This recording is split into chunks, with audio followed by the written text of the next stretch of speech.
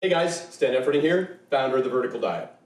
We provide a simple, sensible, and sustainable solution to help you reach your health and fitness goals. First, get started with our easy-to-follow Vertical Diet ebook, which includes a quick start guide and sample menus to customize a diet plan that fits your goals. Second, use the My Vertical Tracker app to help you monitor and maintain your progress. And third, for our busy clients who are always on the go, let us do the cooking for you. Our Vertical Diet Meal Prep Company offers free shipping for your favorite meals delivered to your door in the US and Canada.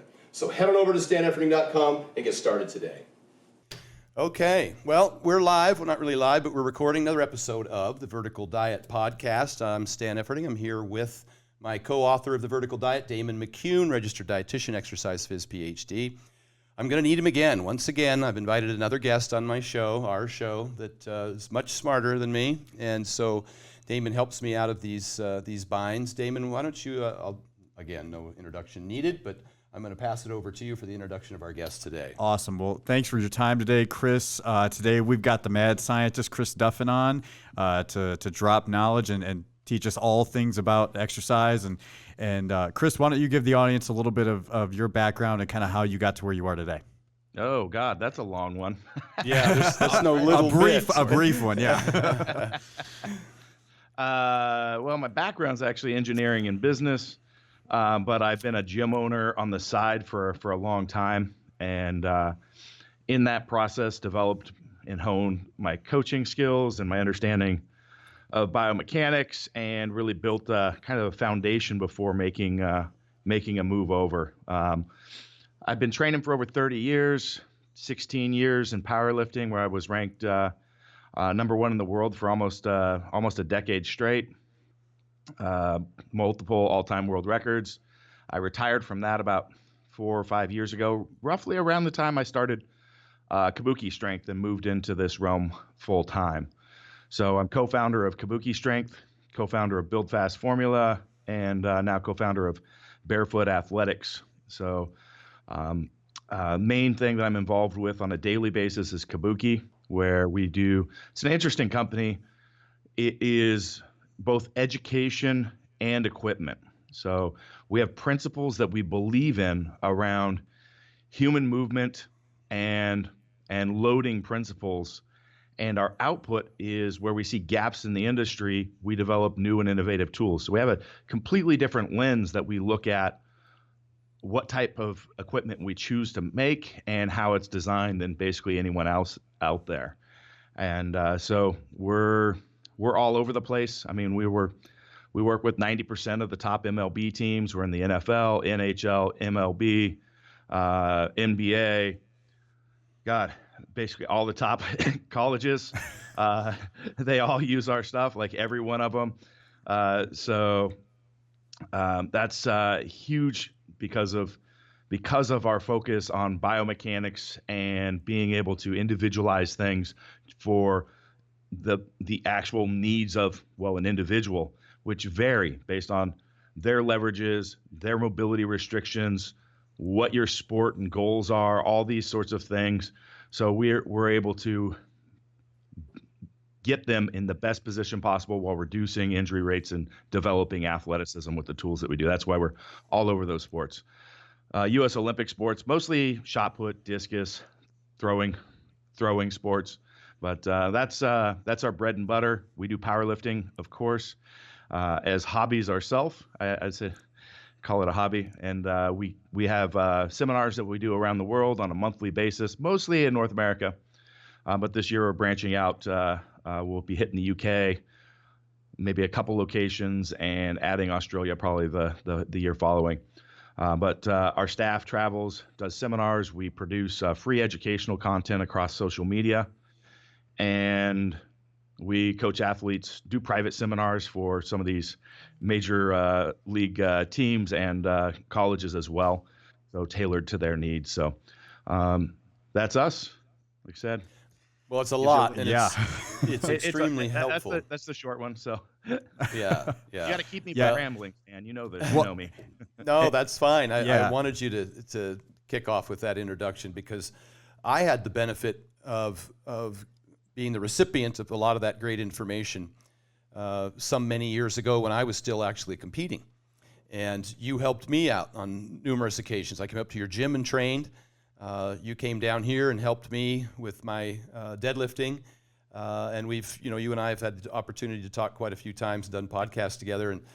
And actually, the moniker, the Mad Scientist, was from you. So yeah, you yeah, kicked that that's off. right. You're like, did this introduction on the fly, and you're like, this is the Mad Scientist, and I'm like, that's pretty fitting. And actually, since then, I've actually been awarded by my alma mater an award for scientific innovation that I brought about. So I'm officially, a mad scientist now, right? So. Well, and I had hoped that was you had deemed that to be a compliment, not an insult, but because I was just blown away by just the amount of knowledge, the depth of knowledge, and how much you were able to to give me in a very practical sense. And that's kind of what I try and do. I try and bridge the gap between your level of knowledge and a lot of maybe myself in the middle, and then some of my audience who doesn't spend as much time as you or me studying all this stuff and implementing it. They just want the practical takeaways, the things that they can implement.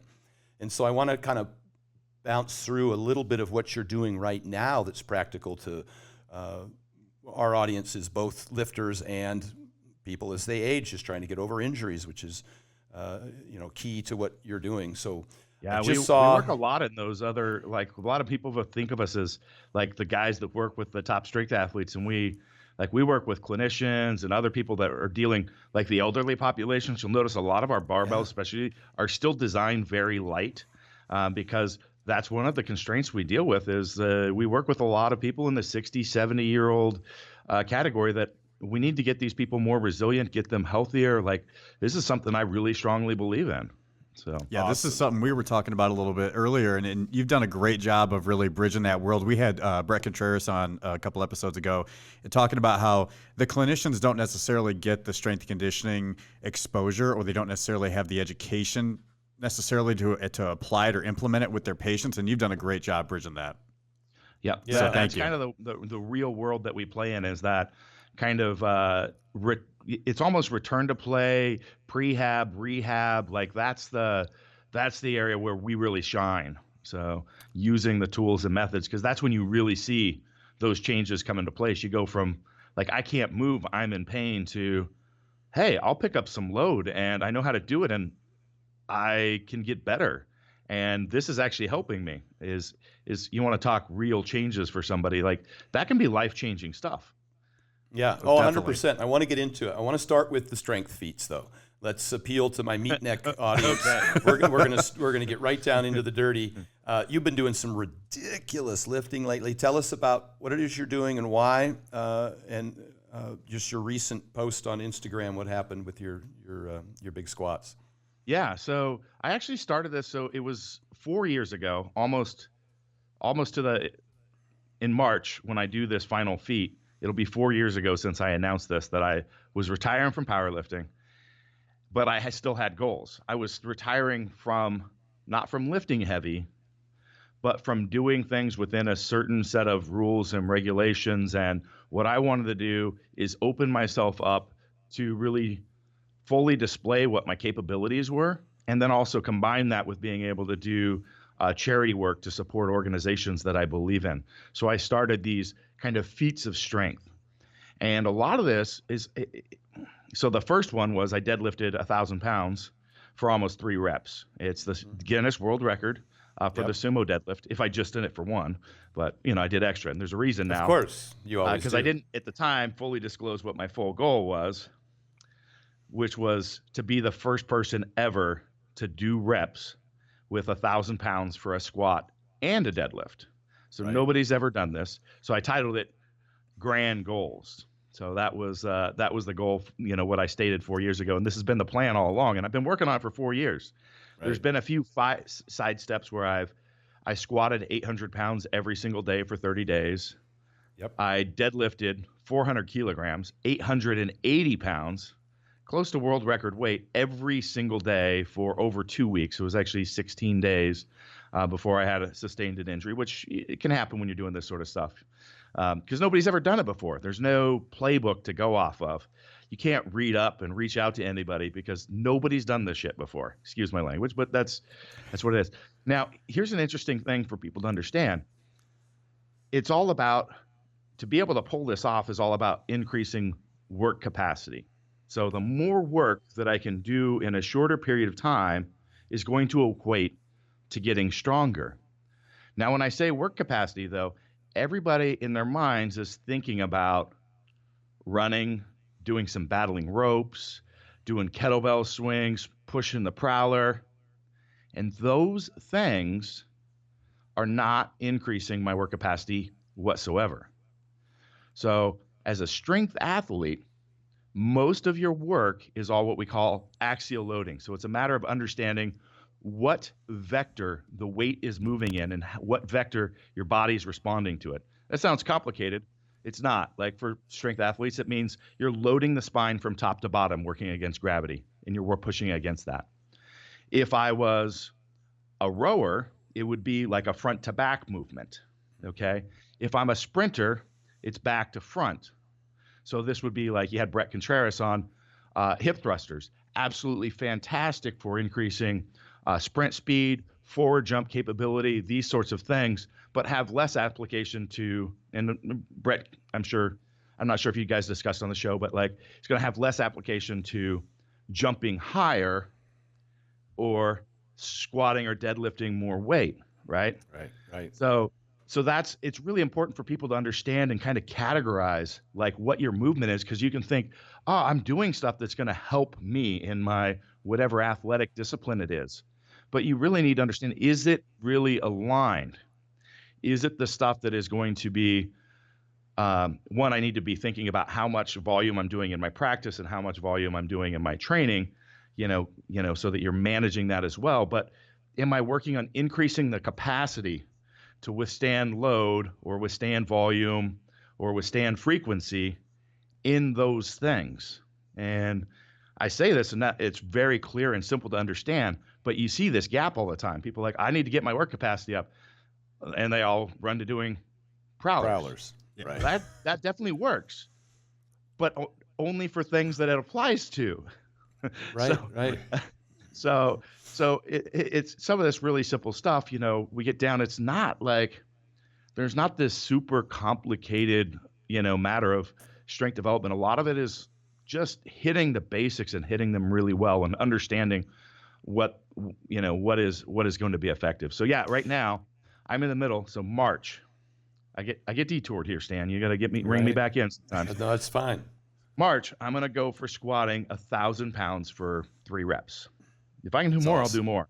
My goal Sure. is 3 though, because there's 3 people that have doubled it in history. So,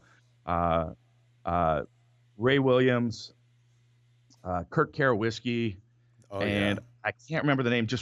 He just set the all-time record for the raw total. I'm terrible that I've got kids now, and I watch SpongeBob SquarePants, so I don't remember all the names of the incredible things that people are doing. So anyway, there's 3 people, they've all doubled it. And so I definitely want to triple it so that I also have the most reps in that at the same time. Right. But even a double hits my goal of being the only person in history to have done both. And the reason that's really big for me is a lot of people are great deadlifters or they're great squatters. Right. Because of leverages, limb links, all these sorts of things. The things that from attachment points to muscles and lengths of arms and torsos, that's why we see these people that are phenomenal at one discipline, deadlifting 900 pounds and squatting 650, or the other way around, right? Yeah, those bellies, the big squatter bellies, to get in the way of that deadlift. I've seen that over and over again. Yes. So that's why I wanted to display that it's more than like I was built to do this. Like, no, I actually had to develop these capacities to do this, and so. I'm also demonstrating the cornerstone of like one of our key philosophy points is the largest global impact on the entire body as far as movement quality, joint position, everything that we have is the ability to manage and maintain spinal mechanics through breathing, bracing principles. Okay. So if that's our number one, well, I best well want to be damn well best in the world at doing this. So I like to set my goals high. I'm a little crazy that way. No, that's But great. I think the important message from that is that strength is specific and that you're having to spend the bulk of your time and attention actually working on the squat now. When you were doing the deadlift, you did just the deadlift. So tell people about that, because they're thinking they can squat and deadlift and bench press. Yeah. You've got one priority going. Yeah, and I see this all the time popping up on my Instagram questions. They're like, when are you benching? What accessory work are you doing? What are the other things? I'm like, no, right now, like I did have 2 squat days. The second day was still working on some hypertrophy, trying to add some muscle in this process. So I was doing belt squats. So I wasn't doing the axial loading. I was working on developing the musculature that supports it. Right. But as I get closer, like I just dropped that this last training cycle. So it was planned. I was actually not planned to drop it till like the end of January, but I missed a couple sessions and I didn't want to just throw it back in for a week or two because then it'd be a spike in my volume and could potentiate injury. So I just left it out for the rest. But yeah, I'm down to squatting once a week. That's it. Yeah, it's interesting. It's interesting. But that's not how I got here. That's not what I recommend. Absolutely. So let's be clear about that. So that's not what I did for the past 30 plus years. That's not what I've done over the last 9 months. So this is about exercise selection. So you're only going to make progress so far under a certain set of, parameters. So the parameters are exercise choice, intensity level, it could be number of reps, number of sets. These are all variables that you can play with. Exercise selection is one of the best. So 9 months away from this, my coach, so I have a coach, his name is Brandon Sen. He's our director of education here. Like you said, you like to have smart people in the room. I have smart people too, Right. So we have experts at Kabuki in like each individual area. He heads up all of our staffing, education, all this stuff. And he's managed this whole process over the last 4 years. So, but 9 months ago, we were looking at what are my weaknesses that I need to be developing? So exercise, and we were choosing less specific exercise choices that would still be moving me in the right direction. So one of the things identified is upper back strength, to be able to handle and stabilize position. So I was doing a lot of bent over rows, things of that nature, working on developing back strength, a lot of good mornings. So lower back, erectors, those sorts of things to be able to manage and tolerate those positions and building those as strong as possible, right? Exercise choices were, at the time I started with front squats. Then I started moving to transformer bar squats. Within transformer bar squats, we had a lot of area to play with because we could change the loading pattern. But I would, have some easier settings that we moved in, and then some larger settings that would really tax like that, the ability to control the spine at like the TL junction. So just working through that process and also discovering, I'm getting older. You know what this is like, Stan. Oh, sure. Yeah, thanks for reminding me. Yeah. I can't still, it's all about getting more load in a certain period of time. So a lot of time in the past is like condensing the squat sessions down, trying to add additional days a week, working towards that. And I haven't been able to maintain the frequency that I've done in the past. So it's also been discovery is that like, oh, I'm just not able to tolerate what I used to do. So kind of finding where that medium. So we weren't able to pull as densely packed as we could, which means I've got to hit more work in that one session that I've got and get more out of it because I only have a number of sessions till then. But as we got closer, we started then paring away that accessory work. Okay. Not all of it, but start paring that out. We start getting exercises that are more specific to what I'm going to be doing.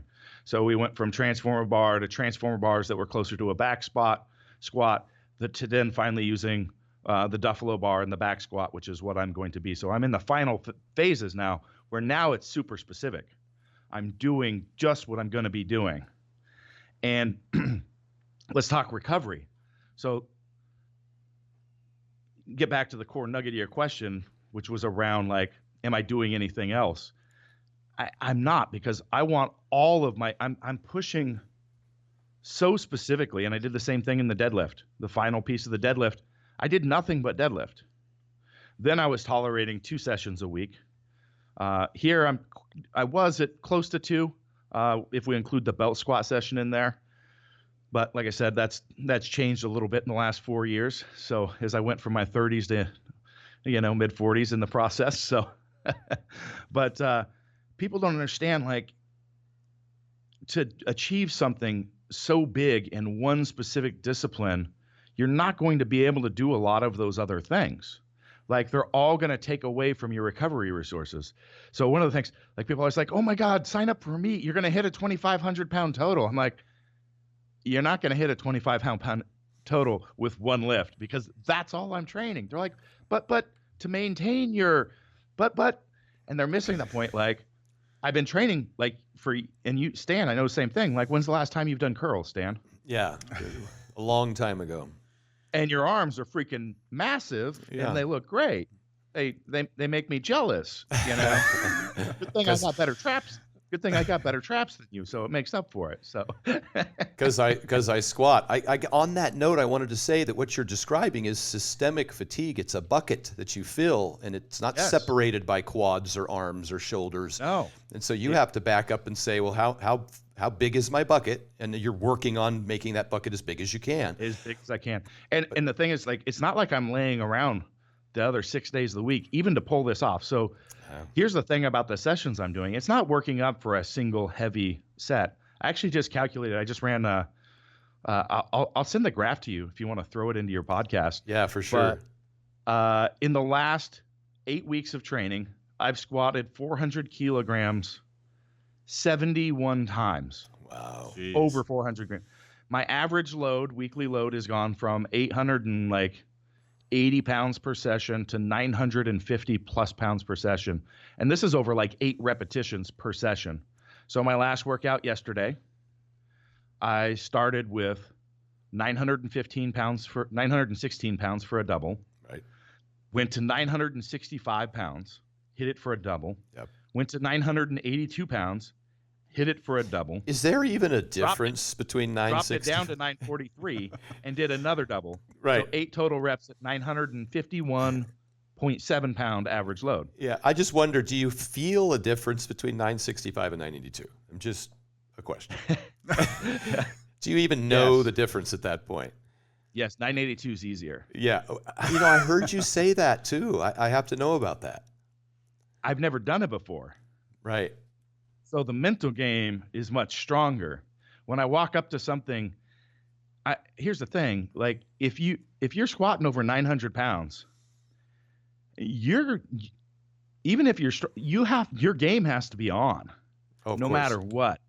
You can't just call it in because I'm strong enough. Like, it's got to be there. So there's a couple things that are kind of interesting mind games here. Is I have to stay completely calm all the way up until I get into my work sets. So some of the hardest stuff that I do is actually the 900-ish pound weights, because I'm still trying to walk up relaxed. You're saving your emotion for the bigger lifts. I'm saving my emotion for the big lift.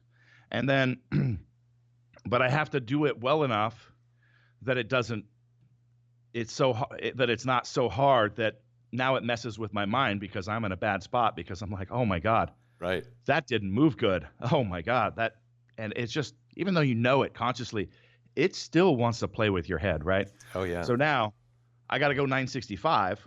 Well, last week I did 955 and 970. So I got to get pumped, but when I drop up to 982, like, that's the biggest squat of my life. Right. It's a little easier to pull that emotion and that mental space and be in it, because it's a different space. If I don't have that, I'm probably not even squatting over 900 pounds. Right. And so part of this process, one of the most challenges, is actually that it's not just physically demanding, it is so emotionally and mentally draining. No one's going to get it. I can say this, like, they're not going to realize. Like, I don't even know what the point of saying it, because nobody's going to get it. Yeah, it's spawning so many memories now that you're talking about it, because I remember at some point, and this will be the next question for you, with respect to the fact that you need to be completely 100% motivated, your mind in it. at some point at the end, later part of my career, I was 44, 45 years old, climbing under a 900-pound squat, I started to have fear and doubt. Yeah. And so I actually, one of the ways I remedied that, and I'll ask you how you remedy yours, I bought my own spud straps and brought them to the gym to attach to the monolift, and I wouldn't squat just with spotters because that always left in my mind there was a potential that I'd end up on the ground, crumbled under the bar, watching too many Eddie Cohn videos. So I hooked up the spud straps, and the second I hooked those up, the fear went away. Because what's the worst that can happen? You know, I'm just land. How about you? Because that's a big piece of this. It is actually. It starts when I look at my training program and I open it up a couple of days beforehand, and I'm like, I gotta squat 970 pounds for a double. Yeah. Like that's scary. Like I don't know. Like, but I have a lot of confidence in my team. You know, this is, you know, not gym. You know, just grabbing whoever in the gym. These are all staff members that know me. They're supporting me. They've been here. They know how to do it. And I would be doing it in straps myself, except the venue I'm going to be at, I'm not going to be hauling a monolift too. Sure. So this is what I chose to compete on, and so that's what I'm training on right now. Yeah. But for me, it's always the fear: what can go wrong? Like, you know, descending in a squat and having a muscle, like when you've had it tear off, you can't have this stuff in your mind. Right. So for me, it's just like getting in that mental state where you can't have that fear, because if you're getting under 900 plus pounds, and you know this, if you have the fear, you're not going to make the lift. That's right. You're basically going to cause that realization of that, maybe not the injury or whatever it is, but you've got to be with, you know, fearless walking into it and okay with whatever outcome is going to happen from it. You've got to be okay with it.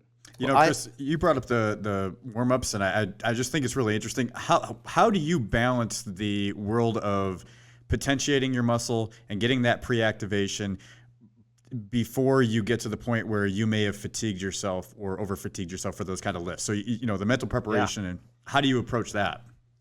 So there's both mental and physical preparation there. And so my warm-ups, and I'm not recommending this, like I've been lifting for a long time.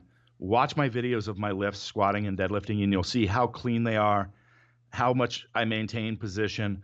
I'm not anymore working on greasing the groove. I'm not working on practice of my sport. I'm not working on developing motor patterns. So in a lot of that's what a warm-up is. So I move to a lot of like knowing what are the key issues that I could have breaking down or that I need to have on. And so I do a lot of like body weight movement prep drills to get those things turned on. So that's going to vary with time. It's going to vary with what I'm doing. So and definitely by individual too. So people want, what is it? Well, it's no secret thing. It's based on assessing my body and then figuring out what I need to do. Then I move over to just one plate on the squat bar, and I hit 5 or 6 sets of like 12 to 20 reps. That's getting my blood flow and getting everything potentiated. And then I make massive jumps because I'm not doing those other things that most people are doing during their warm-ups. So this reduces the total fatigue in there. So my jumps are 70 kilo jumps right now. Okay. So about 150-ish pounds, 140, 150 pounds, somewhere in there. So I go from my warm-ups at 170 pounds for a bunch of sets to straight to 300 pounds, 500 pounds, 700 pounds, 840 pounds, 4 warm-ups, and I'm at 900 pounds. Yeah. I don't recommend this. During my everyday challenges, this was even more critical. So I pushed that even further. So like my 800-pound squat every day, that's every day for a month. 30 days I squatted 800 pounds. Well, there's 700, there's 600, there's 500, there's 400 every day, right? Right. So I took this even further. I did more and more movement prep work. And I would do my few sets, get the blood flow going with, 200 pounds or whatever it was. I think I had 100-pound plates, so I just threw some hundreds on and I do with that. I put 600 pounds on. squat it for once, and I put 800 pounds on and squat it once. Right. The Because total volume total had to go down. fatigue over that month is significantly reduced. So I'm really specific about what the goal, like what the event or feat that I'm doing is, and really trying to maximize it. And my approach is very different than what most people would have. But at the same time, like, I don't need to bench to build upper body strength and size. I don't need to, like, I don't need to do this other stuff because I'm not in a developmental stage anymore.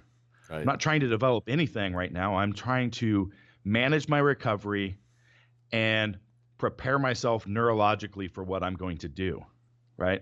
Right. This is not the place that most people are in. So, but understanding the concepts, I think anybody can help understand, the progression as an athlete and what your needs are and why you do the things that you do. Yeah. So hopefully it's helpful kind of understanding, like, these pure extremes, like, can help you understand where most people would be at and why. No, I agree. I always say you can be great at anything, but you can't be great at everything. And at some point, you're going to have to start knocking things off of your list of to-dos in order to progress and peak in one in particular. And that's why people always thought I was a bodybuilder and powerlifter. I did one or the other. I had to transition. Like you said, I had to reduce volume and increase rest periods and decrease frequency when I was transitioning into powerlifting. And by the time I actually got to the last, but you still look good, and you look like a bodybuilder because you've done all that work for so long. Yeah. Right. Yep. Absolutely. But the last it's not like it's just going to go away. Of course. Well, in the last 4 weeks, I was only squatting 1 week, deadlifting the next, then squatting. I was only squatting twice a month and deadlifting twice a month because the weights get so heavy. And I remember at the time, it's kind of when the a lot of the high volume stuff was kind of coming into the industry at the time. And I had the chance there at the end of my career to train with Eric Lillybridge, who was just excelling at a great rate. And he was still at 275. I think we were both chasing a 900-pound squat at the time. I remember this time. Well, and Eric was training. He was squatting twice a week at the time, and I was squatting twice a month. And I remember his father asked me how often I squatted, and I told him twice a month. And he looked at me, and his eyes got really big and round. His jaw dropped, and he couldn't believe it because at the time, I think that people were thinking that the more volume was the better. And they ended up reducing their volume. And Eric ended up going from 275 up to 308 and chasing a 900-pound squat to suddenly squatting over 1,000.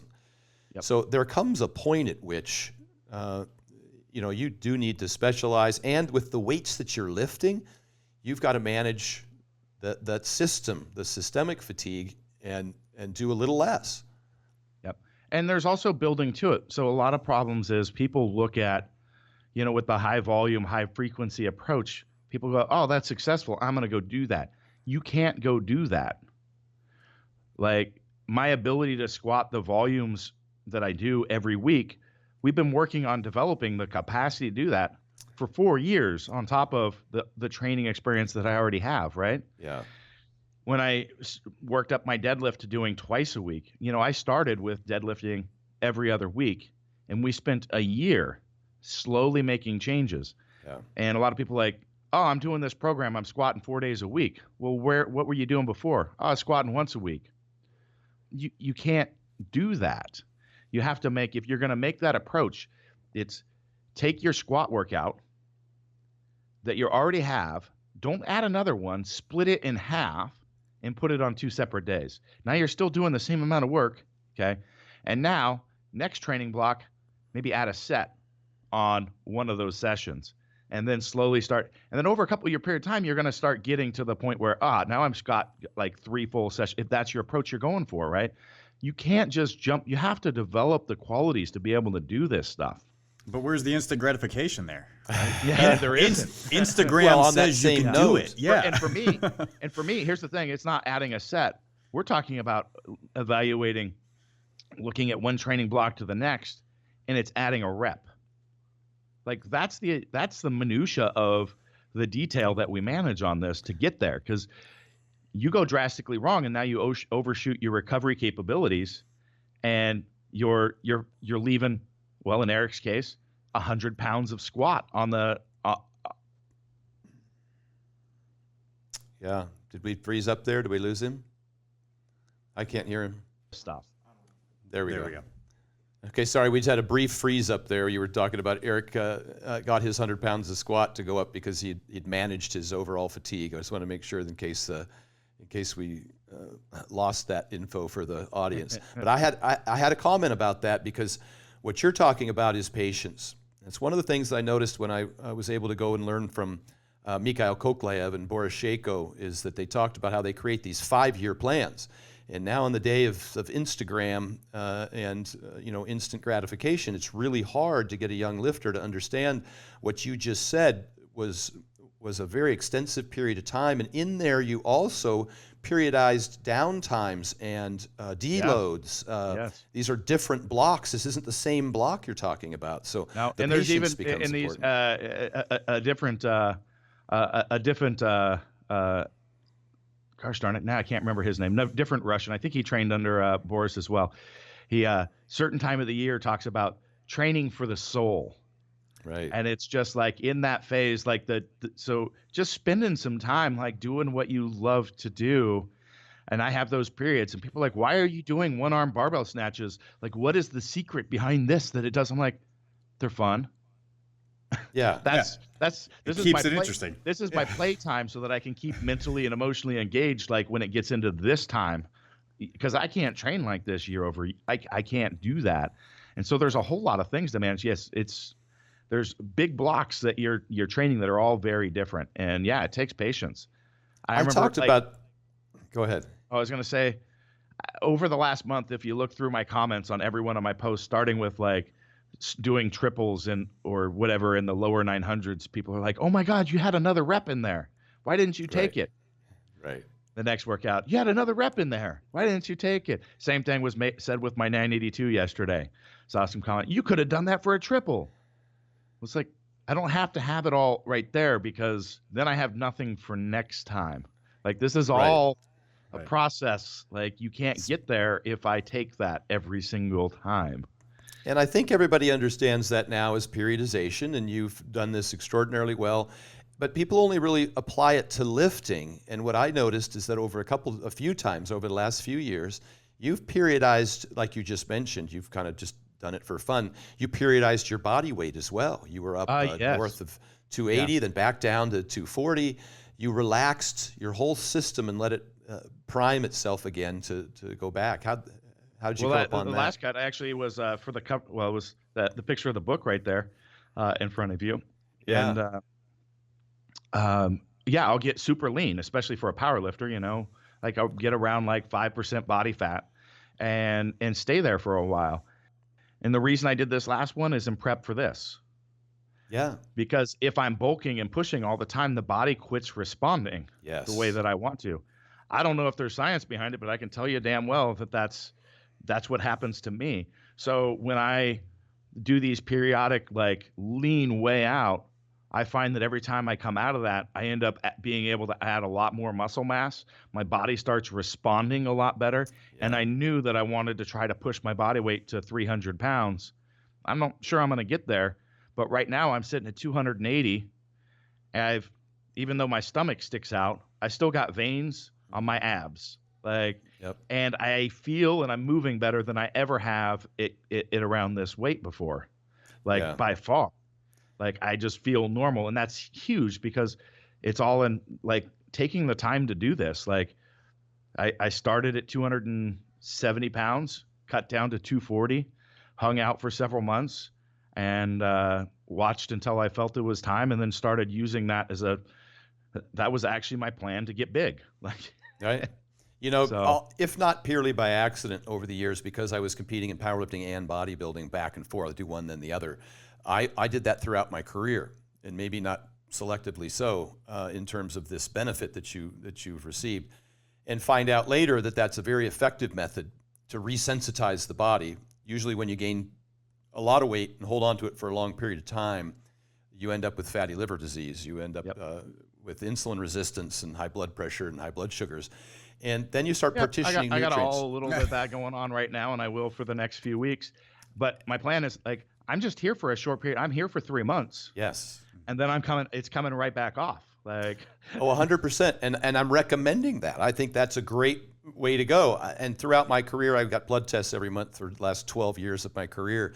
And I noticed that my HA1C would start to elevate, my insulin levels would elevate, my blood pressure would go up a little bit every time I got up to a particular weight. And I knew that wasn't a healthy place to stay, but I dieted down. And now I see a lot of powerlifters trying to stay heavy too long. When Hofthor came to me a few years ago, he weighed 435. The first thing I told him we needed to do after looking at his blood test was get down to 390. And he thought I was crazy. He'd spent 10 years trying to put on that weight. But in fact, he came down to 390 and we catapulted him back up to 450. So you're doing the same thing. You'll just go right past and actually feel better. Your blood work will be better. Like, yep. It works. I want all the meatnecks, my brethren out there to listen carefully, that hanging on to that extra body weight. It's just temporary. Knock it down. Drop, I say about 7% of your body weight. Resensitize yourself and go back up. I think you should periodize your body weight as just like you periodize your training.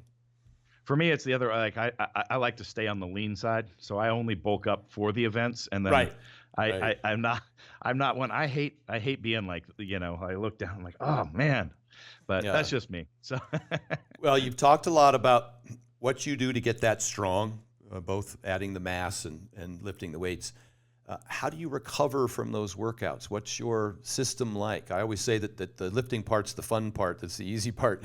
Maybe not necessarily when you're doing 982 for doubles, but the hard part is putting yourself in the position to be successful on those lifts, and that's the other 6.5 days of the week. yeah, and What does that look like? And that's a lot of work daily, honestly. So Yeah. I was kind of alluding to that earlier. Like, I'm not sitting around. Like, recovery is a daily thing for me. Yeah. So biggest impact is going to be sleep. Of course. So Do you use a CPAP now? Do you have to use one of those CPAPs? I recently tried to get one again. Yeah. I went in and tested, and it still showed You're that fine.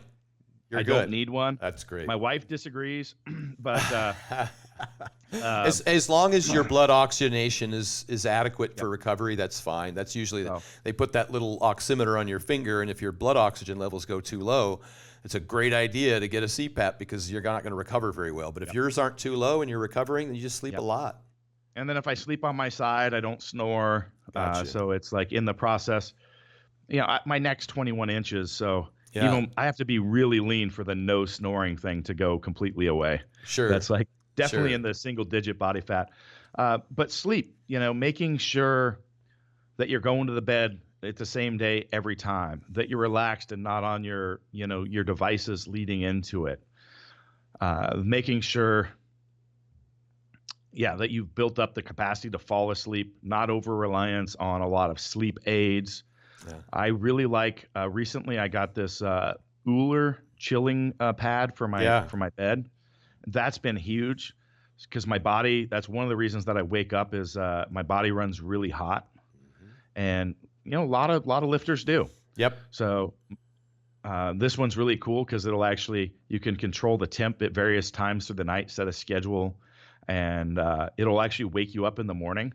So I don't even wake up to my alarm clock anymore. I'm like, because it'll just bring the temp of the bed up and you're like, oh, I'm waking up. So, Right. And then there's a separate system. My wife has a separate one for her side of the bed too. So that's really nice. A lot of the rest of it for me is around blood flow or clearance, right? So a big one is the product I use called VasoBlitz by Build Fast, which is a company I co-founded, but this is one we brought to the market. It's, people think about using nitrates as a pump product to enhance looks or the feel in the gym, but they don't realize that actual process has huge for actually getting the nutrients to the muscles so that you can actually recover and, the clearance, everything that comes with it. So we've got a really great set of nitrates, and then we promote daily use of it. So this is where people are really missing out. And so the research, and Damien, I can forward it to you if you want to take a look at it. Sure.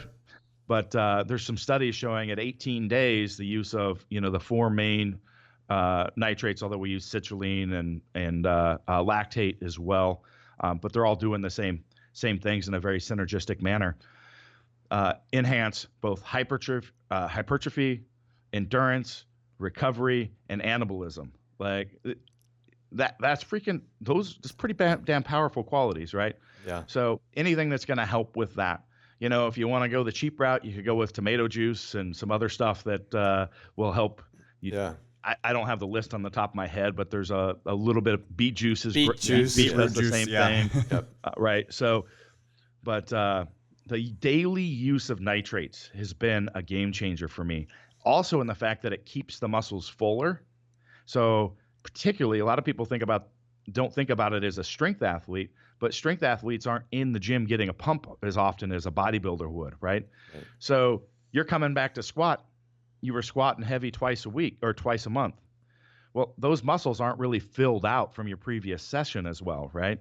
So if you're walking in with those already like fuller, glucose levels higher, like you're actually going to have a better training session Yep. than if not. So it's really going to help with that as well. So I started this about a year and a half ago, and it's been an absolute game changer for me. When I love it when I'm training high volume because it feels great. Your vascular muscles are full. And then when I drop the frequency, I'm also I'm walking into my workouts and getting much better workouts and still recovering better. So that's been a big one for me. I do blood flow restriction post session. So this is a little bit different protocol than your recovery modality. So anybody that's interested in blood flow restriction, we've got some great podcasts on it. And Dr. Mario Novo is the gentleman that coaches me on this. But it's a matter. So I do some. My post session is not an active modality, so I'm laying on a couch. But there's a big thing with blood flow. You got to know what your venous flow rate is. So at some point you've got to check with the ultrasound and actually know what pressure the flow is returning, so you can actually set the pressure on your cuffs correctly. It's not just slapping some bands on. You could completely you could actually endanger yourself. Right. Actually, the person that invented blood flow restriction, Dr. Katsu, killed himself from it. So that should be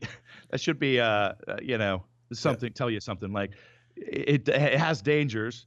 But the other is you could be doing all this work and actually not getting any benefit from it at all as well. So a typical recovery process is more of like a 2 weeks on, 2 weeks off with a completely different approach than what I'm doing. I also use a vascular flow system. It's a magnetic system that enhances contraction and expansion of the small capillaries in the body. It's a really cool technology. It enhances that blood flow, uptake, all these sorts of things. So it's not really cost effective for an individual user, though. So Yeah. No, but what you're saying there, in general terms, obviously sleep's a huge component. Then you said movement and blood flow, and vasoblitz has been a contributor. But you mentioned that you move a lot. I said that over 10 years ago when I was training with Mark, I put a recumbent bike in my room because I discovered that after a huge squat session, if I laid around the whole next day, I was sore for days. Yeah. But if I got on that, is the biggest healer there is. So you're going to get more from that than taking a vasoblitz. You're going to get more from that from a movement session than you are from laying on a vascular flow device. These are all more passive approaches. They're going to enhance that. But yeah. And so the off days, I'm also looking at what are the cornerstone gaps for me in movement quality, position, engagement. And so I'm doing a lot of body weight or light band type work, working these qualities. So for me, it's around a lot of torso position. So my squat comes down to being able to hold position. Yeah. And so it's any minutia of extension at the rib cage, disconnect in oblique sling, talking to each other, doing the crosstalk across to the hip, all these. I don't want to get too much into the intricacies here, but I'm doing specific movement work based on what my needs are as an athlete. And then also I'm having massage therapy, chiropractic work. The chiropractic isn't really the popping type stuff. I say chiropractics, but again, it's a little bit more things that are ART, movement based, ART, scraping. People love to bash on cupping, but that's a whole research issue because how research is done. Does cupping help for back pain?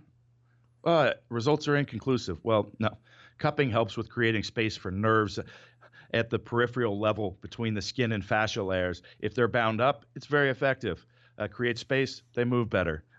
It Yeah. brings blood flow to those areas. Yeah, it's pretty So individualistic. it's really, it doesn't work for everything. That's just so studies are always going to be a little inconclusive.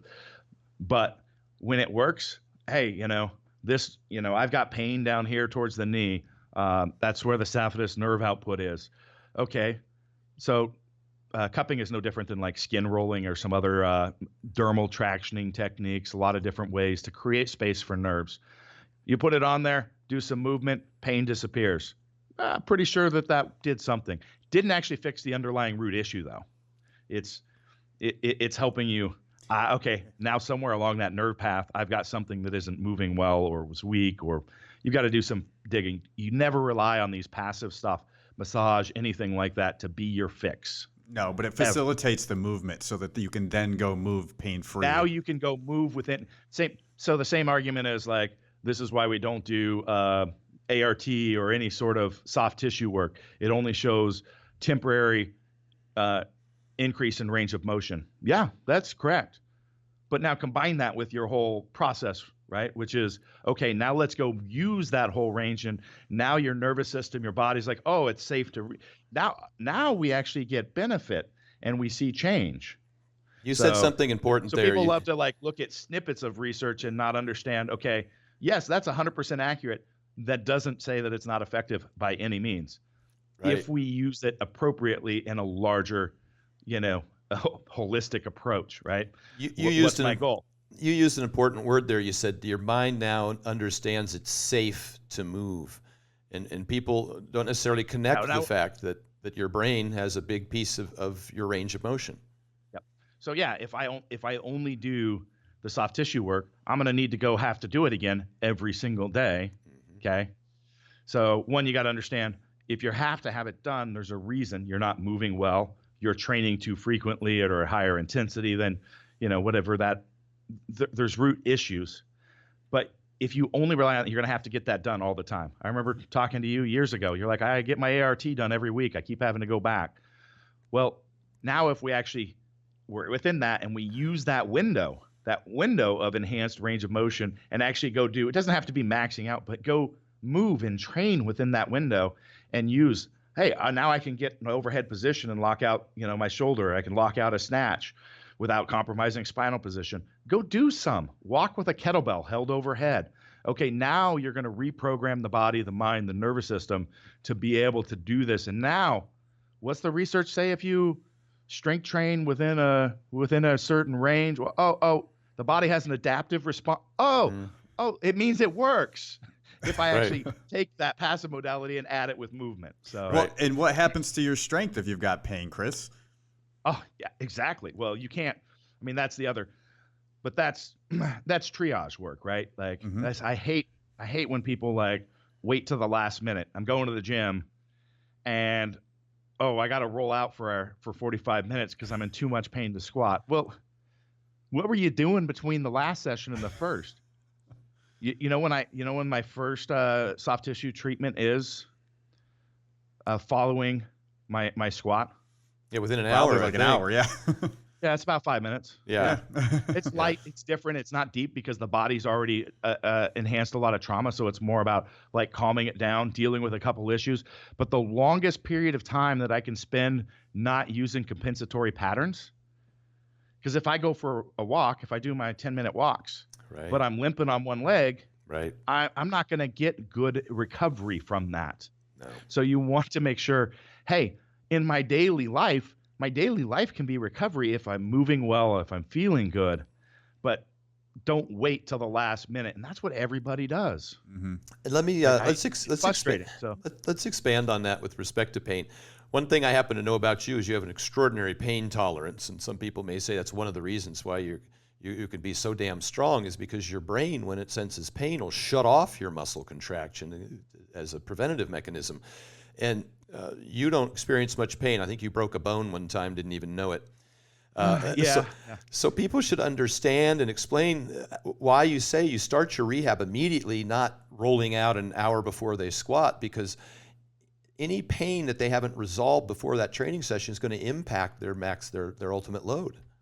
Yeah, absolutely.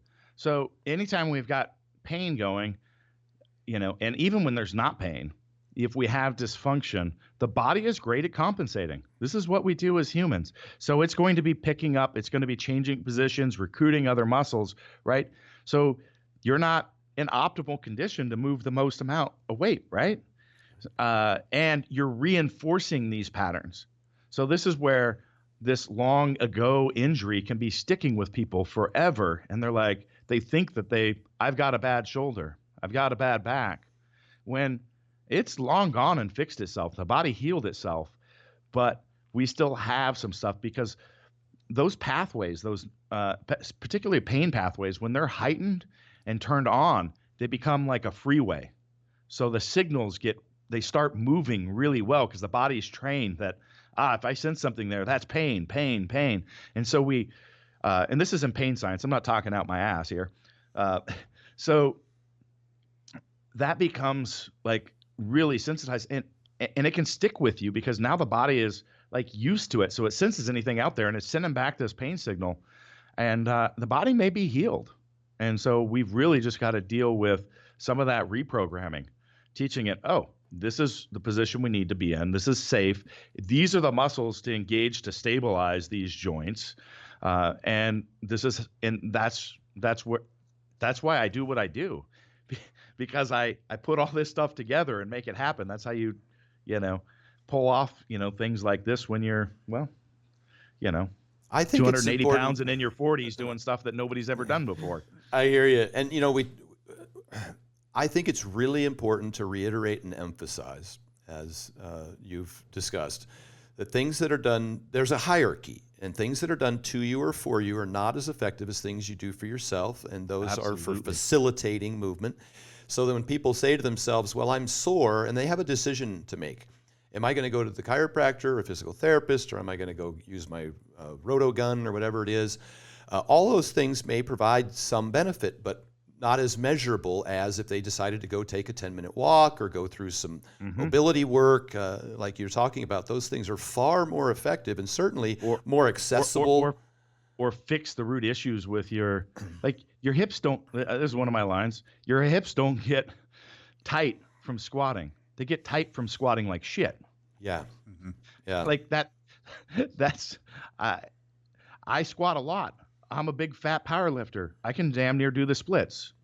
Like it's not, and I don't stretch. So these things are not like what people think. They think if that happens, like, that's automatically going to be the result. I have to do my stretching to balance my strength training. No, you have to do that because you're moving like shit.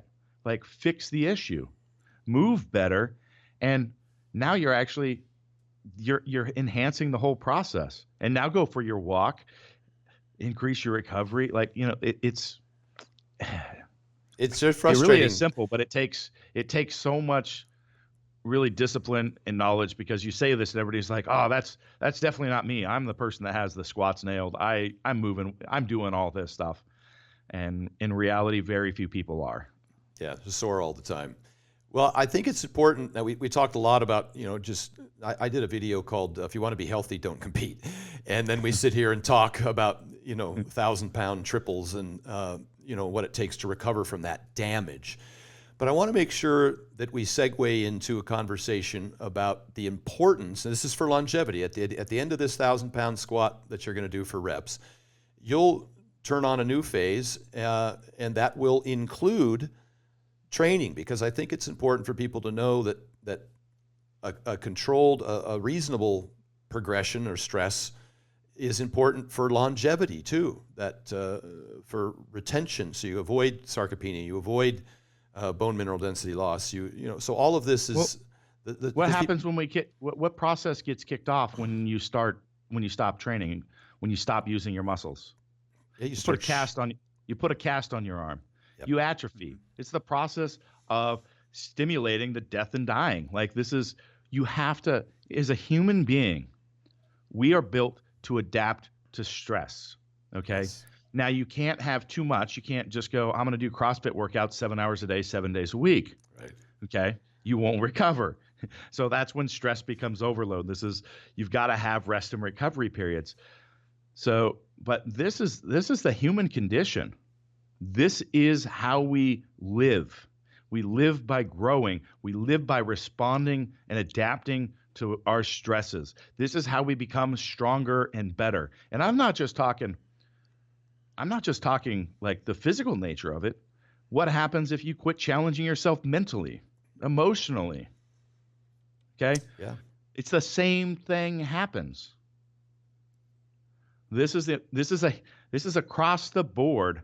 Like, I'm getting a little philosophical here, but I get a little frustrated, like when I look at a lot of society and I see that everybody's trying, not everybody, but a lot and large portions of society here today are seeking comfort, seeking that cake job that I can get through, seeking that big paycheck that I can retire off of, that easy money, right? And what they're looking for is, like, that is the end. Like, that's when you start moving backwards, if that's your goal.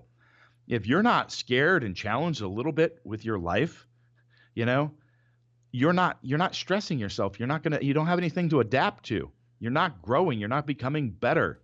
And that's just like, when I say live better through strength is our tagline for Kabuki, it's not just physical strength.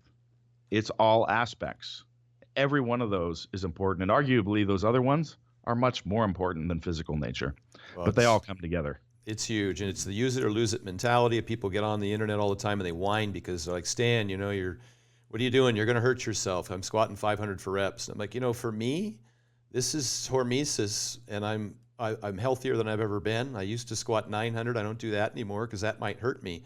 I can certainly do what I'm doing now, and we certainly know that the science supports the fact that you were talking earlier about axial loading. Your joints actually will, the meniscus or the cartilage will get thicker if you appropriately load it over time with adequate recovery, and if you don't, it'll get thinner. So the idea that your knees are going to go bad from lifting, they'll go bad from too much lifting too often that you don't recover from, but they'll also go bad from too little lifting that you don't apply. And what happens to your bone density? The density of the density of the vertebrae in your spine, and all these sorts of things when we quit loading. Yeah, that's huge. I've said many times, my dad lives with me now. He's 89 years old, and he has little bands that he lifts, and he'll do little deadlifts, and he'll tie the bands to the doorknob, and he'll do overhead presses and stuff. And part of that is just a matter of holding weight in your hands or doing little deadlifts and stuff. So it's really important. People will whine about what you're doing and how that's going to affect you long term. Again, if you want to be healthy, don't compete. There are things that we do in life to achieve certain goals that aren't necessarily, we wouldn't recommend for everyone. But we're not saying you have to push extremes. Like, when I'm done with this, I'm on the same path as you, Stan. I'm still going to be training, but I'm no longer doing, this is my last and final. Right. So I don't plan on doing this into my 50s and 60s. Some people do, and it's fine. Like, my business partner's competing at 70, and he's strongest, like, 70-plus-year-old in the world. Right. And he loves it. And he's vibrant. I call him the oldest 20-year-old I know, because he acts like a kid. Like, it's hilarious. But he's young at heart. He's young in the mind, and he's young. He'll outpace most people out there. But my focus is going to be about health and getting my weight down, getting, lingering issues taken care of, being able to get in a condition that I'm producing more content to help other people. And I'll be lifting, but I'm not going to be lifting chasing the extremes anymore. I'll be chasing longevity. That is my focus after this. No, I think that's awesome. Yeah. Did you want to jump into that, the research that Chris is doing now on the? Yeah. So you've been working on some stuff with vagus nerve. Can you kind of talk to us about that and kind of what direction you're looking to take that? Explain it to people first, because dummies like me don't necessarily know how important that is. Well, the vagus nerve is not a well-known nerve. because it really doesn't. Well, it does affect musculature, but it's really the connection. It's the brain gut axis. Yeah. It's also your rest and relax. It's responsible for so many things, and there's some really interesting research kind of going on around that right now. I'm not an expert in this by any means, but this is so I have a condition with my autonomic nervous system, which a lot of that is tied to the vagus nerve. So this is actually an issue for me. So like I didn't sleep last night because I squatted heavy yesterday and my body has a really tough time shutting down. This is why I don't feel certain types of pain and things like that. So all I knew is, hey, people with this condition also have a lot of GI issues. And I'm like, I have GI issues my whole life. It's tied to narcolepsy, a bunch of other stuff that I have issues with. So that's why it's of interest to me. But yeah, it's really interesting. And So maybe for a little dummy's explanation on my end. So if when you go do a big squat session, your sympathetic nervous system, your fight or flight nervous system is just going haywire. And you've got your adrenaline and your noradrenaline, you've got your cortisol release. And so you couldn't sleep because that sympathetic nervous system was just going crazy as a result of your huge workout. And now this vagus nerve turns on. So if you stimulate the vagus nerve or calm that, I don't know the right verbiage there, but it'll actually kick you into that, and it'll kick, like, your appetite will come up. So, Right. And there's some stuff with not necessarily e-stim with acupuncture, ways of like really tapping into this. Right. So the person that I go to is a doc out of LA named Roy Page. He works for one of our advisory board members, Dr. Craig Liebenson. But he does a phenomenal job of actually doing some research, and so it's, having him tap into that has a huge effect in my body. It affects me for almost a week, and actually the months following, when I have the opportunity to have him do work on that, because that is an area that I really struggle with. But the vagus nerve, like if you have GI problems, this is what makes us like unhealthy in the brain as well. It affects mood. It affects all these sorts of things. When we talk about the brain gut axis, it's a real thing. And we talk about, the gut being the second brain, like all these sorts of things. And so here's some of the interesting thing too. Like there's recent studies where they've cauterized, for whatever reason, the vagus nerve, and in some sort of surgical procedure for whatever. But the research is showing like people with, I think it's, gosh darn it, different brain diseases. We've got Alzheimer's. We've got basically dementia-related behaviors in elderly populations. I don't remember the specific one, if it's Alzheimer's or not. Epstein-Barr might have been one. Yeah. So they're finding that it's actually an infection. So imbalance in microbial, in the microbe in the gut then leads to an infection in the gut, which then actually travels up the vagus nerve into the brain and then creates these diseases that we've been battling for years, trying to figure out how to medicate and what the root. And it's actually an infection that came from the gut and traveled up the nerve, is creating some of these cognitive disorders with people that are become these diseases. And they're proving it because it basically can't travel when they've cauterize that vagus nerve. Now, you don't want to go do that. That's not the fix. Right. I'm avoiding someone to go do that because, again, this affects so many things. So, but imbalances in the gut, like all the stuff that you're doing with the vertical diet, Stan, actually, this affects the quality of what's going on in our digestive system, is affecting our brain and our neurology throughout our entire body. Well, and the vagus nerve, it's not directly related to everything else in the body. It's affecting all the other nervous system that's touching everywhere else in the body. Now, is that not interesting or what? Like there's like it's pretty interesting stuff. the vagus nerves, it's your number 10 nerve, it's cranial nerve, it's the longest nerve in the body. So it's going from the brain to the basically almost all of your digestive organs. And then in between there, it's also branching off, and you've got some cardiac stems from there, and some of it goes to your pulmonary system. So heartbeat, breathing, basically anything between your digestive tract and your brain, if you are doing anything to stimulate that, it's going to affect everything in that path. So basically, all the control. So your body's ability to regulate its temperature, digestion, like all these sorts of these are all huge, powerful impact things. Yeah, right. definitely. So I'm quite familiar with them because mine always kind of struggle a little bit. Yeah, you're living it real time. It's the Yep. it's the parasympathetic nervous system. That's your rest and digest. So that's what affects your sleep and your eating. And then when you're not able to digest your food very well, of course, that one of the problems is that it'll manifest itself often as depression. We see that happen with people who take too many antacids, even the same thing. They end up with higher incidences of depression as a result. My segue into that was to say, well, now... But yeah, that's what we talk about, the health of the brain. Yeah, it affects anxiety, depression, like all these sorts of things. And that's how the gut ends up affecting those, is through that pathway. Just digestion. So I was, obviously you mentioned getting a healthier diet certainly helps, but there's other mechanisms that you use. You mentioned, and you've always talked to, promoted a lot. One of the biggest things you could do is the deep breathing. You started with me, educating me about the importance of breathing. And so what are some of the things that you use to improve that? The more meditative, like controlled, really slow breaths. Meditation. So I think it's getting to somewhere around like 10 breaths a minute.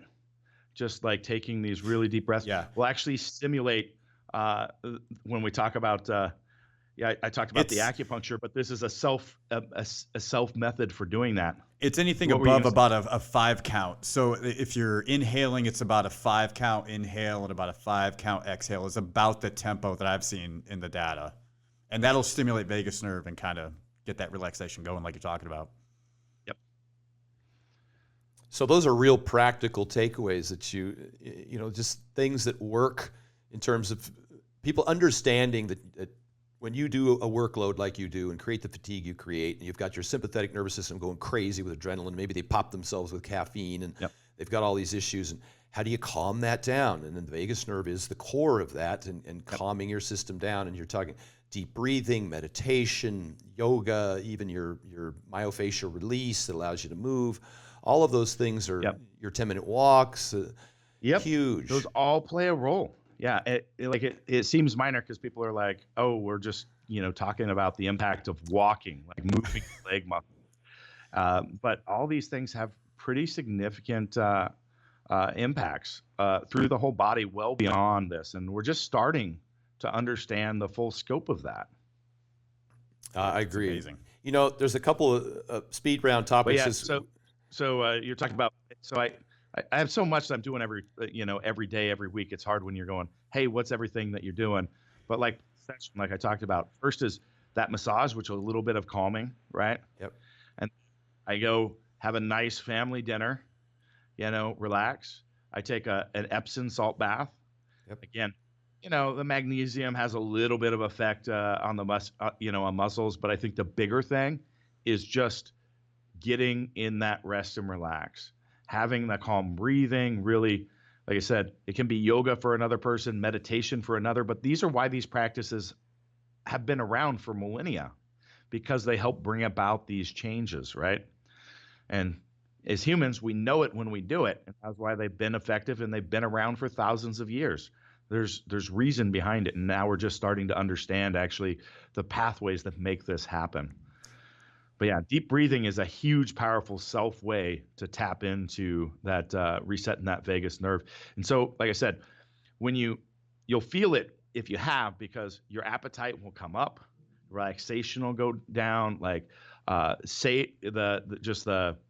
your mental state will change to a calmer, more peaceful. The anxiety, those sorts of things will calm down. That's the feeling that when you're getting into that state. Yeah, no, it's huge. And a lot of people also don't understand the effect of caffeine on the sympathetic nervous system with the adrenaline, how hard it is to come down from that. So how much you take and how late into the evening. If you don't give yourself the opportunity to sleep, which is what all these methods we're discussing, it's going to have a dramatic impact on your ability to recover on that systemic fatigue. So it's huge. Yeah. So non-training days, I have, maybe a diet soda or something like that. So maybe 40 milligrams of caffeine. My training days, so we have a a stimulant-based version of VasoBlitz for training days, Yep. but I take only a half dose of it. So I'm somewhere around 150 milligrams of caffeine on my training days. Yeah, it's really light in comparison. I think the ISSN is. is recommending 400 to 600 milligrams of caffeine for a typical, or for like a 200-pound person. It's pretty significant. So our full dose is 375 milligrams. Oh, okay. But I'm only training once a week, and so I'm really trying to minimize all my caffeine sources as a whole while I'm doing this.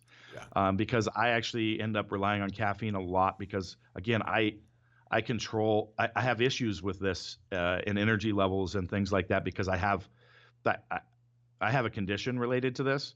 So if I don't, I might just fall asleep in the middle of talking to somebody. Right. And that's how I rock. So I've been over relying on stimulants for a long time. The condition has also led to Hashimoto's disease for me. So I basically don't have a thyroid anymore. And so again, like controlling energy levels and balancing it when I need it, I ended up becoming too reliant on caffeine. But knowing the root issues, I'm trying to wean myself basically off, and I'd say I'm pretty minimal. Like I'm definitely like, having under 200 milligrams of caffeine for a training day where you're doing 8 repetitions at an average 950-pound load. I think that's pretty good. Yeah. No, People on Instagram drinking 4 bangs a day. Yeah. Hey, Chris, I got to talk about a few of the products that you have out. You mentioned earlier that when you find something that works for somebody, that's what you develop, that's what you create to provide for them. And one of the things that you introduced to me many years ago that really helped me was the shoulder rock. I had a torn rotator cuff from benching, and so I had kind of stopped moving my arm very much because it was painful. And one of the things I realized over time is that when you stop moving your arm because of pain, then your deltoids start to atrophy, and next thing you know, you have more pain and less capability. And I couldn't even pick up my kids at one point. Yeah, I remember that. And so you introduced me to the shoulder rock. Tell people about it because it's an extraordinary tool that I got a lot of benefit from. Yeah, so it's based off of what's called the Gada from India, which has been around for 500 years, probably longer. So it's the oldest known weight training tool in existence, to my knowledge. And that's because it works. So it's basically it's a mace that you swing around your head, which sounds kind of silly, but it works. And it works on kind of a reset from a developmental kinesiology. We're basically tapping into basic neurology, the pathways that we learn as we're growing up. And so this allows us, so there's some issues that we have with shoulders. And when we stop stabilizing the shoulder correctly, we start locking down the scapula, which then we talk about frozen back or a number of other conditions that start developing. They all happen from, this is an oversimplification that anybody with a physical therapy degree or whatever but they'll know where I'm coming from an oversimplification standpoint. But we have the wrong muscles being tight around a joint trying to support it, and the right muscles being basically inactive. And so the joint isn't functioning as well. So we take this device, and so I've modernized it. We have better technology today. So ours is micro-loadable, using standard gym plates in a very safe manner, better balance, all these sorts of things built into this tool that allows you to use that. And essentially, we take and move the shoulder through an entire range, the shoulder girdle through an entire range of motion, but forcing it to turn off and on. So a lot of problems is not necessarily just soft tissue work, we're turning muscles off, but I've got tight hamstrings. So we do some soft tissue work, they loosen up, things feel better. Well, the problem is those hamstrings are tight for a reason. It's the body's protective measure. So it's not just about turning things off, but turning the other things on. So I came and worked on you around that same time with the boomstick, and we saw immediate results because I just did the turn off. Well, the shoulder rock's doing both at the same time. We're basically pulsing the muscles on and off. with the length of the lever of it. So this is different than doing a kettlebell halo or doing Indian club work. With those short lever devices, you can still be on the entire time. That long lever of the shoulder rock is the beauty of what makes it work. To complete a swing, you have to learn to relax and relax in the right timing and then pulse everything on again. So now we're moving everything through the shoulder. We want to focus on rib cage control. Again, that's going to affect breathing patterns, stabilization of the core, and connection. That all comes with free education that comes with it. But basically, we end up resetting shoulder function in our strength training while we're making it stronger and healthier. So I don't want it to sound like a fix-all, but literally every known shoulder problem that I've come across, I have not found someone that hasn't seen relief from doing it. I mean, so many surgeries that have been avoided. So it's just incredible. I'm not gonna guarantee it's gonna fix your problem. Like if you've got a functional problem, but even for yourself, Stan, I think you had some bone spurs in your shoulder, if I'm not right. So it was like limiting your range of motion. If not, I've seen other people, it's like, I can't do it. I've got to have surgery to remove the bone. Well, again, if we release those muscles and actually create more space in the capsule, a lot of that stuff can still disappear. It's crazy. People that have hypermobility, they've got a loose and sloppy shoulder that's going to, become disjointed easily. They see relief because it actually stiffens it. So it doesn't deliver the same thing to everyone. Well, it's like you said, the job of a therapist. It's making a stronger, healthier joint. And what is that not going to help with? Right. You said the job of a therapist is to facilitate movement, and that's what this device does, and it gets you to move through a great range of motion. I'm the proud owner of a bunch of your equipment. One, because I wanted to correct injuries that I had incurred over the years, and two, because I wanted to train pain-free.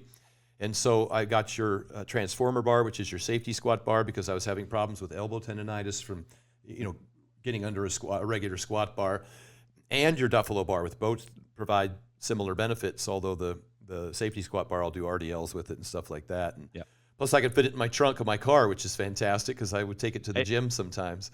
It's great to travel with. People, you can throw it in the back seat of a car as well. Like it fits everywhere. It's really cool.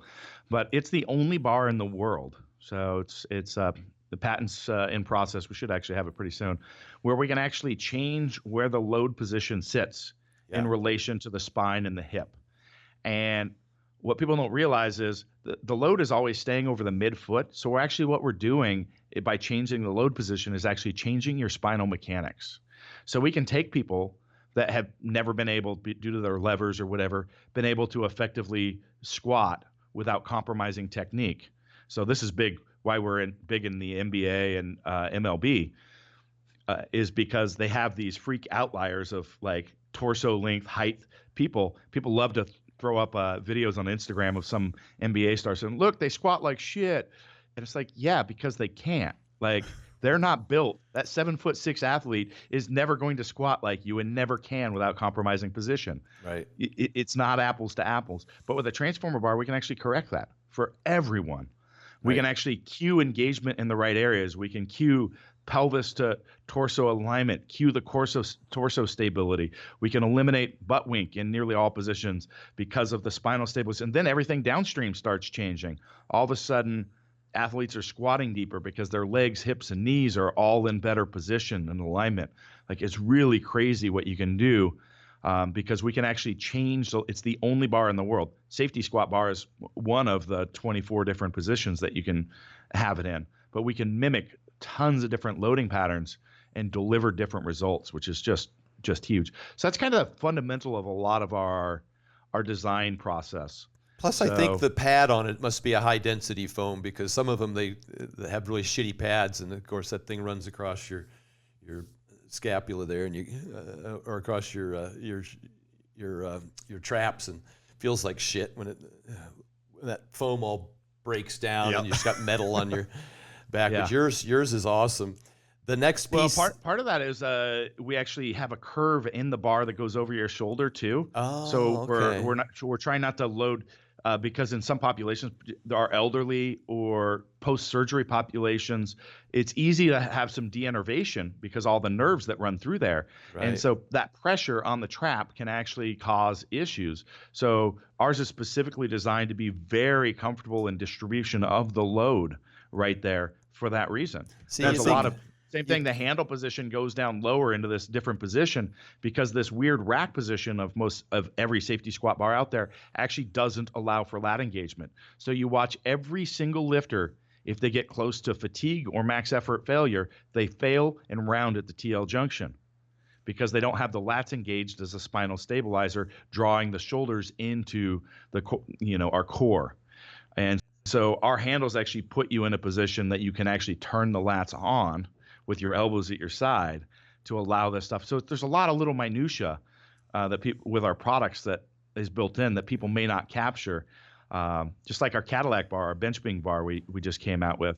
Everybody thinks it's all about just the greater range of motion because it's curved.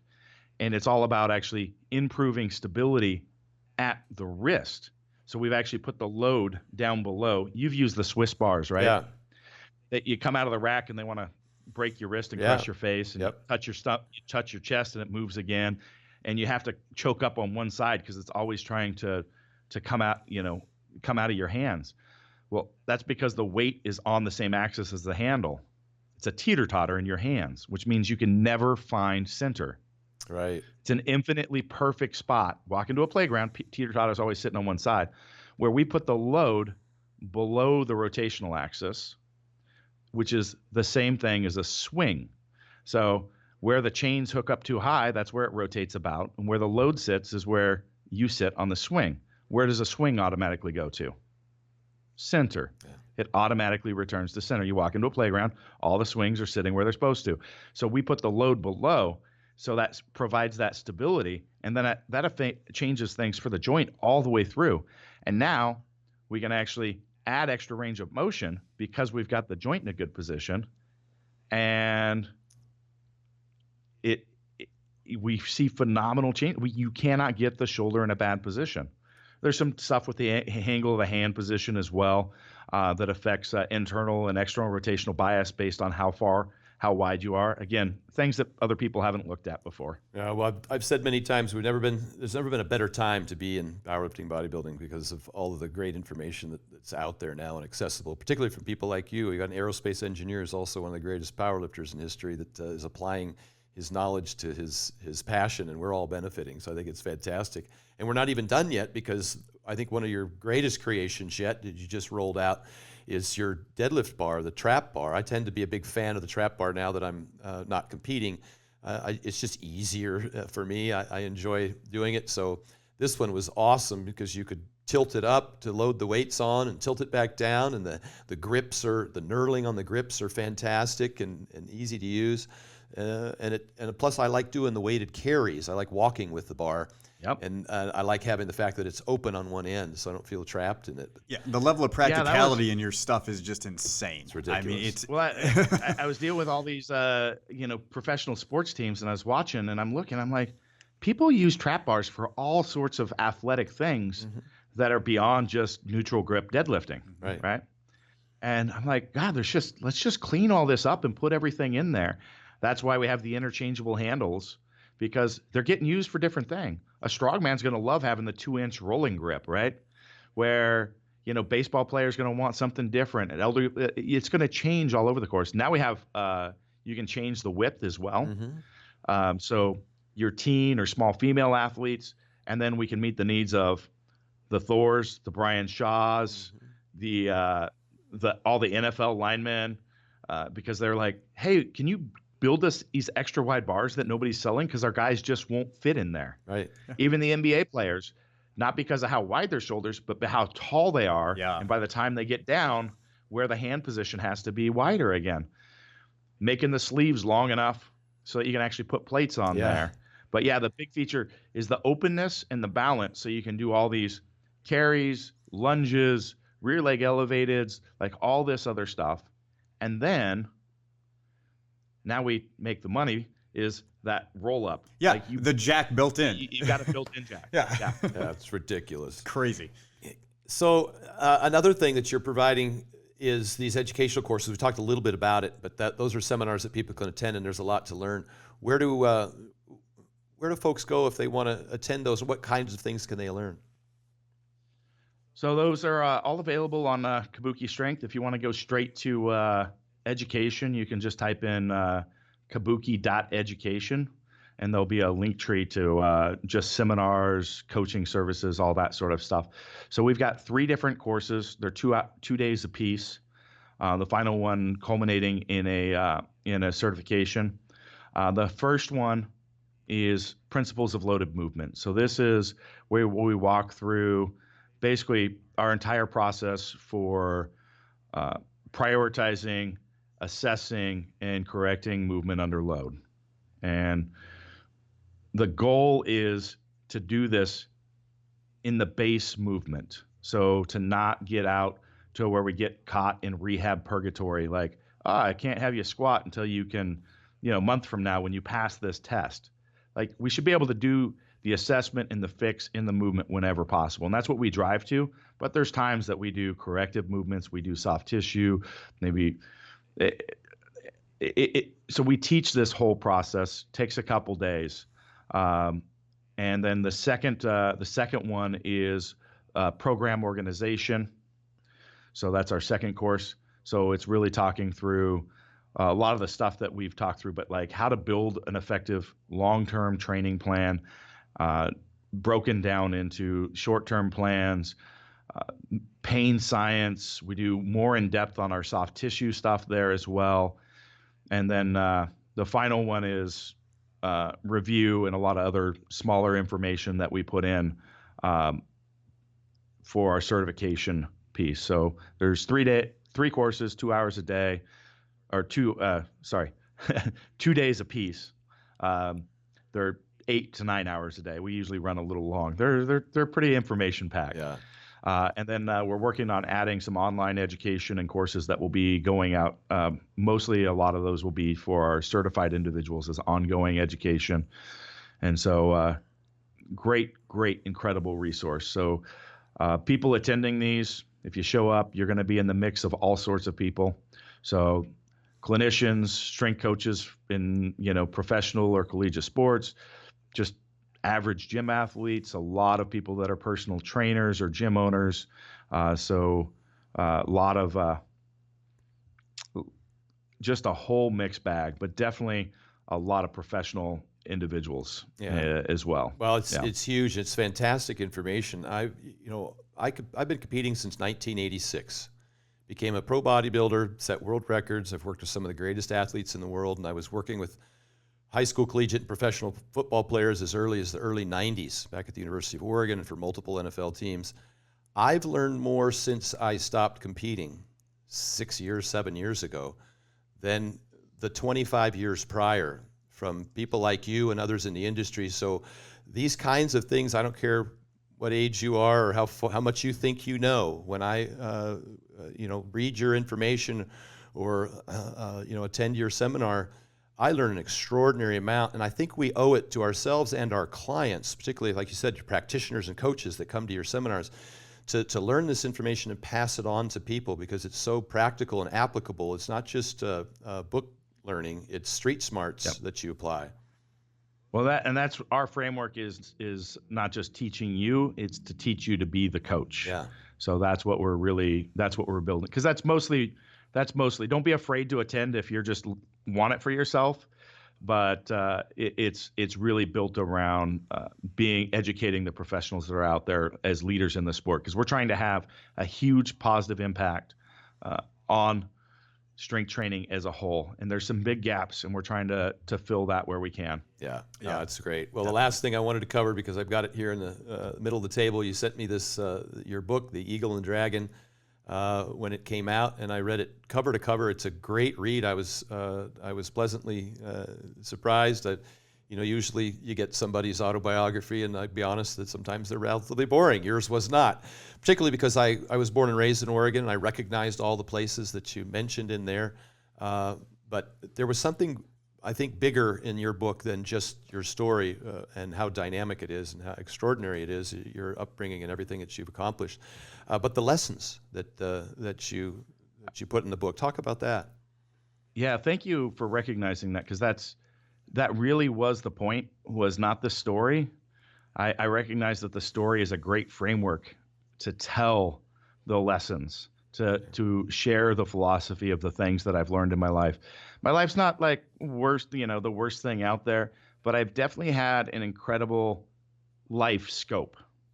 So we're talking about, going from growing up homeless in the mountains, living in tents, condemned buildings, foraging for food, killing animals, to excelling through school and in athletics, to becoming a corporate executive doing turnaround work, to walking away from that to reinvent my life in this world so that I could live my passion and try to help people in the ways that I can. And so this book was really a passion project, because all my businesses are focused on the physical nature of strength. And so this is really sharing those philosophies that allowed me to accomplish these things.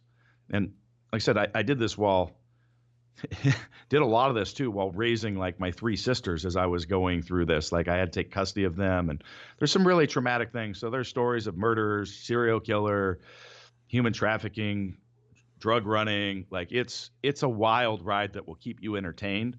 But the whole point of the story, every chapter is mixed with a lesson, and not in a preachy way.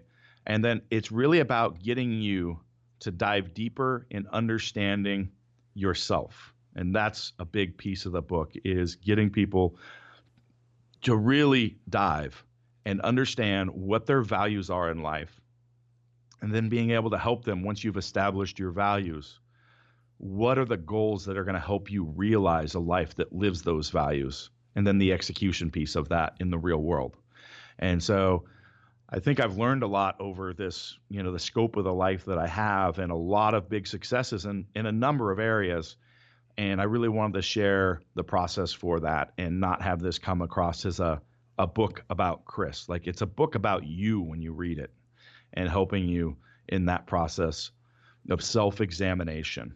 And so it all leads up to that. And then the last quarter of the book is really questioning, driving you to question yourself. So read the reviews on Amazon. It's in all formats, but just go on there, check out. You will see that I'm not just making shit up. I think we've got like 100 5-star reviews.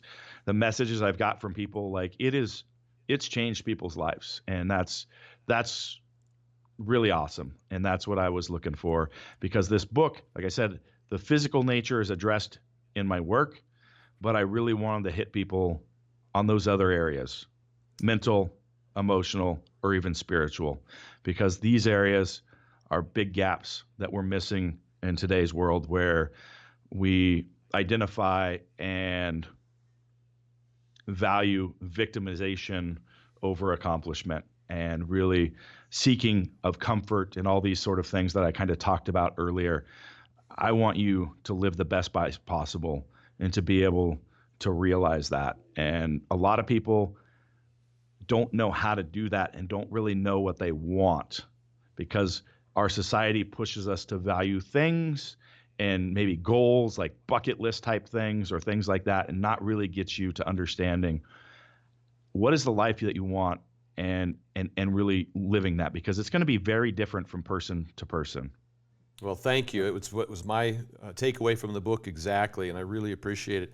I can't think of a better way to close out with you than to have listened to all of that, and to encourage people to go to your website, Kabuki Strength, and just take a look at everything that you're offering. You have a lot of free content as well. You're certainly sign up for a course this year.